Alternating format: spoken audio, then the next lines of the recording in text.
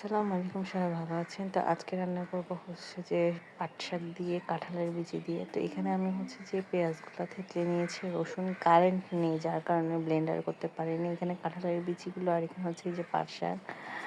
তারপর হচ্ছে যে এখন তেলের মধ্যে পেঁয়াজ রসুন দিয়ে দিচ্ছি।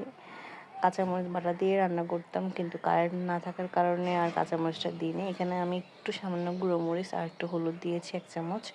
ভালো করে দিয়ে ভালো করে নেড়ে নিচ্ছি এখন।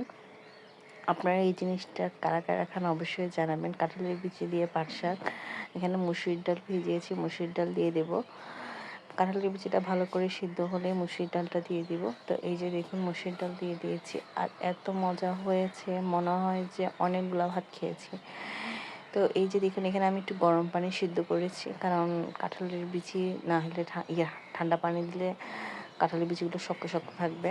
তো এখানে দেখুন আমি পাট শাকগুলো দিয়ে দিয়েছি, আর এই যে দেখুন আমার শাকগুলো আপনাদের কেমন লাগতেছে অবশ্যই জানাবেন।